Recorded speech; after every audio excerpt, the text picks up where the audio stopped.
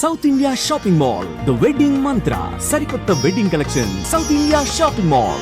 ఈ straight forwardness తో లేకపోతే ఈ కోపంతో ఈ ముక్కుసూటితనం, కొంతమంది హెడ్ వెయిట్ కూడా అంటుంటారు, రకరకాలుగా పిలుస్తుంటారు వాటిని. ఇంకా పొగరు, ఈ అమ్మాయికి కొంచెం టెక్ ఎక్కువ, ఇవన్నీ వీటన్నిటి వల్ల మీరు కోల్పోయింది ఇండస్ట్రీలో ఏంటి అంటే ఏమని చెప్తారు?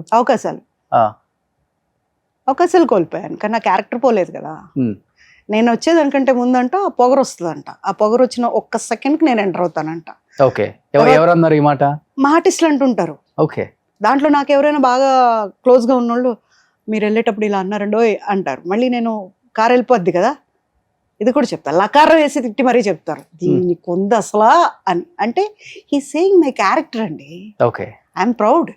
అది సెట్ లో గొడవ పెట్టుకున్న సందర్భాలు ఉన్నాయా? ఓ అబ్బో, అసలు మామూలుగా మగవాళ్ళతోనా ఆడవాళ్ళతోనా? ఎవరిని వదలను, తేడా వస్తే ఎవరిని వదలను. ఓకే, ఒకసారి అప్పుడు ఇండస్ట్రీకి కొత్తగా వచ్చాను, హీరోయిన్గా వెళ్తుంటే ఒక ఆర్టిస్ట్ పెద్ద ఆయన, బతికి కూడా లేరు, మాట్లాడను, ఇలా తొడ మీద చేసి ఇట్లా ఇట్లా అంటూ కూర్చున్నారు. నాకేదో చీదరగా అనిపించింది, ఏంటిది ఒకలాగా నేను చేయి తీస్తుంటే చేసి అంటున్నారు. దిగేసి ఇంట్లోకి వెళ్ళిపోయాను కోపంగా. మా డాడీ చూస్తే ఎందుకమ్మా కోపంగా ఉన్నావు, ఎందుకు ఇలా పెట్టి ఇలా గోక్తా ఇట్లా ఇట్లా అంటూ నేను తీస్తుంటే మాటకి అంటున్నారు అని. వెళ్ళి పడుకో, స్నానం చేసి అన్నం తినేసి పడుకో అన్నాను. పడుకొని లేచా. పొద్దున మా నాన్నగారు ఎవరు కాళ్ళు పట్టుకున్నారో ఎలా తెచ్చారో, పొద్దున కారు ఉంది ఇంటి ముందు. ఈ రోజు నుంచి నువ్వు ఒక్కదాని ఉంటావు, గోకేవాళ్ళు ఉండరు, ఇది ఉండరు, అదే మెయింటైన్ చేస్తున్నాను ఈ రోజు కూడా. నా కార్లో ఎవరిని ఎక్కనివ్వు. ఓకే, నేను మా బాబు, నా పక్కన మా బాబు కూర్చుంటాడు అంతే. ఓకే, మాకు ఒక పిల్ల వెనక, మేము ముగ్గురు తప్ప ఎవరు కూర్చోడానికి లేదు. కూర్చోబెట్టను, మొక్కం మీద చెప్పేస్తాం సారీ అండి, ఎక్కొద్దు అంతే. అంత straight forward. So casting house మీరు కూడా ఫేస్ చేశారు ఇండస్ట్రీలో అయితే? ఎందుకు చేయరండి, ప్రతి ఒక్కళ్ళు చేస్తారు, ప్రతి ఒక్క డిపార్ట్మెంట్లో చేస్తారు. ఇది ఒక్కటే అనేం కాదు. కాకపోతే ఏంటంటే ఇది ఒక గ్లామర్ ఫీల్డ్ కాబట్టి దీన్ని ఫోకస్ చేసి మాట్లాడటం వల్ల బాగా హైప్కి వస్తుంది కాబట్టి మాట్లాడతారు. కానీ ఏ ఫీల్డ్లో లేదండి, ఎవరు చేయరు. ఐటీలో లేదా, మామూలు ఒక స్వీట్ స్టాల్లో కూడా ఉంటుంది, ఎందుకు ఉండదండి? అంటే కాస్టింగ్ కావచ్చు ఇంత పెద్ద ఎత్తున బయట మాట్లాడుకుంటున్నాం, కానీ ఇది ఇలా రావడానికి వన్ ఆఫ్ ద రీజనే లేడీ ఆర్టిస్టులు. అసలు వాళ్ళ సపోర్ట్ లేకుండా ఇదంతా ఎందుకు జరుగుతుంది?